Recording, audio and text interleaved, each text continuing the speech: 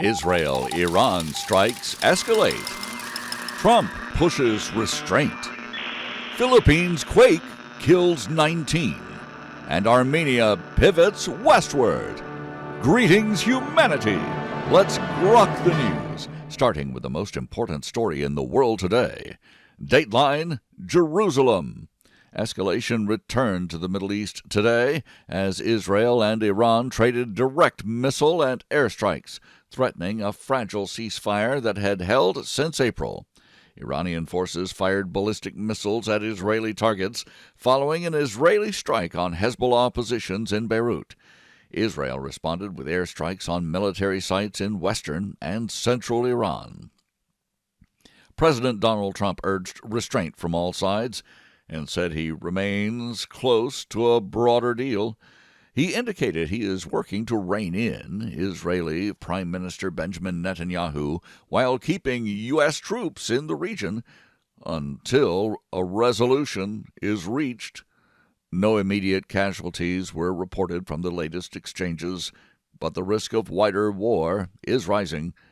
Hezbollah, backed by Iran, launched rockets into northern Israel, and this prompted the initial Israeli response in Beirut.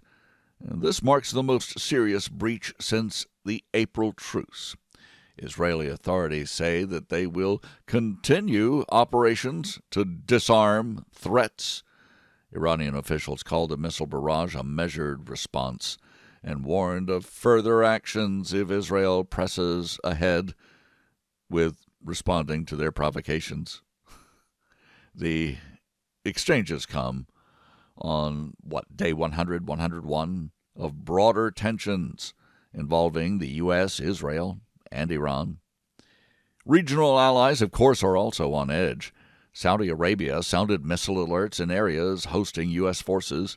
The Strait of Hormuz remains a flashpoint for shipping and energy markets.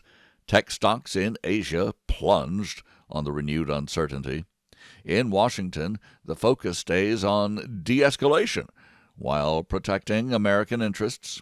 Trump has not ruled out further U.S. involvement if attacks target American assets. How long? This observer wonders how long is Trump going to remain patient with Iran? European leaders, including UK President Keir Starmer, are watching for the Middle East closely for any spillover effects into Europe. They're in trouble there.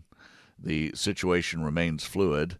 Both sides remain calibrated to avoid all-out war for now, but any miscalculation could change that rather quickly. Global energy prices and supply chains face continued pressure. Diplomats are scrambling behind the scenes. We'll keep an eye on this one, you can bet. I'm Robert Gardner, using Grok each weekday to keep an eye on things and to truthfully summarize the news. And you get my opinions as well. We will review a roundup of the most critical reports in the world right after this.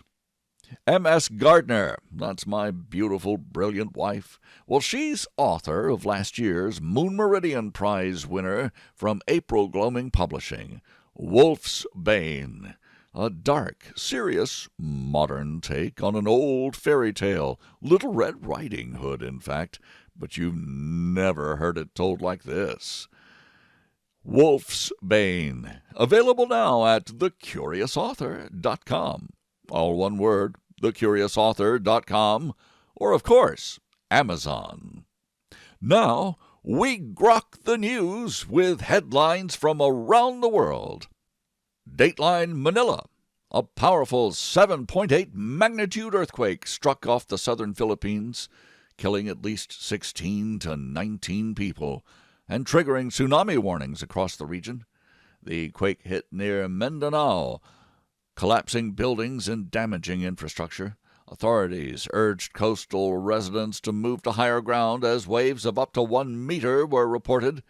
The tsunami alert has largely eased, but rescue efforts are ongoing. Dateline Yerevan. pro-Western Prime Minister Nikol Pashinyan's party won a landslide victory in Armenia's parliamentary elections. The result solidifies the country's shift away from Russian influence toward closer EU and Western ties, despite pressure from Moscow. The turnout was strong in a vote seen as a geopolitical test. Dateline, Los Angeles.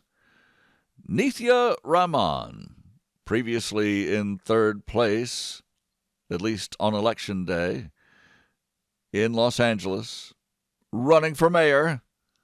Well, she's projected to advance to the runoff alongside incumbent Karen Bass.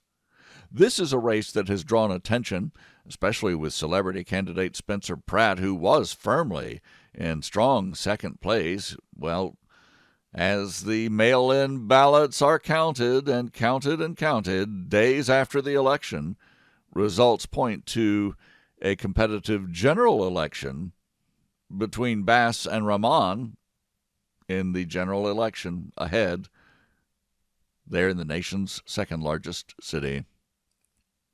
Dateline, Pyongyang. Chinese President Xi Jinping arrived in North Korea for a rare summit with Kim Jong-un. She hailed a new start in bilateral ties amid heightened great power competition in the region. The visit comes as both nations navigate complex relationships with the United States and South Korea. Dateline, London. Prime Minister Keir Starmer hosted Ukrainian President Volodymyr Zelensky, German Chancellor Friedrich Merz, and French President Emmanuel Macron for talks on Ukraine. European allies outlined 5 conditions for possible peace negotiations with Russia as the fighting continues. Dateline, New York, New York. 5 to 6 people were stabbed at New York City's Penn Station. Police took a suspect into custody. The attack occurred amid heightened security preparations for major upcoming international events, including the World Cup. Dateline, Toledo. At least 12 people were shot near an outdoor festival in Toledo, Ohio. Authorities launched a manhunt for suspects who remain at large. The incident is under investigation as a major crime scene. Dateline, Pretoria, South Africa. President Cyril Ramaphosa announced a new crackdown on illegal migration. The measures come amid repatriation of Malawians and rising xenophobia concerns in the country. Dateline, Abuja. Nigerian forces freed hundreds of women and children kidnapped by Boko Haram from a mountain hideout. The raid highlights ongoing counter-terrorism efforts in the region. Dateline, Normandy, France. U.S. Defense Secretary Pete Hegseth warned of a migration invasion of Europe during his D-Day anniversary speech. British historian Simon Schama sharply criticized the remarks, as might be expected. Dateline, Lima, Peru. Vote counting continues in Peru's tight presidential runoff between Keiko Fujimori and her rival, left-winger Roberto Sanchez. The election marks another chapter in a decade of political instability. Dateline, Pristina, Kosovo. Prime Minister Albin Kurti's party won the most seats in snap elections, but fell short of a clear majority. So, coalition talks are expected in the coming days. Dateline, Washington, D.C. President Trump abruptly ended an NBC interview after clashing with the host after claims of a rigged election. The walkout came after nearly an hour of a somewhat hostile exchange. It underscores the ongoing political tensions between a presidential administration elected by the people and a lot of journalists who are strongly allied with the opposing party. Dateline Kyoto. A missing American university student was found dead in a mountainous area of Japan. Authorities are investigating the circumstances surrounding this death. Dateline Paris. German tennis star Alexander Zverev won his first Grand Slam title at the French Open, defeating Flavio Cobolli in the final. Russia's Mira Andreeva claimed the women's title. Good to see Russia and Europe competing on the sports field instead of the battlefield. Dateline Washington, D.C.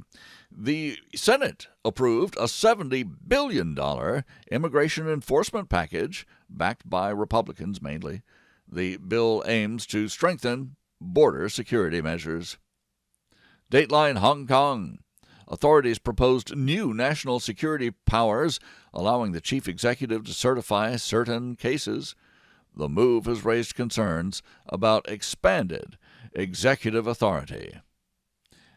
Dateline Kinshasa in the Democratic Republic of Congo. The Ebola outbreak in Central Africa continues to grow. International health workers are racing to contain it. Hundreds upon hundreds now infected. Misinformation is complicating response efforts on the ground, not to mention hostile villagers, rough terrain, a lack of personnel, and the ongoing violence in the region. It's a rough story, folks, and we'll keep our eye on it for you. I thank you for listening. Please join me tomorrow to once again grok the news. I'm Robert Gardner. Godspeed and God bless.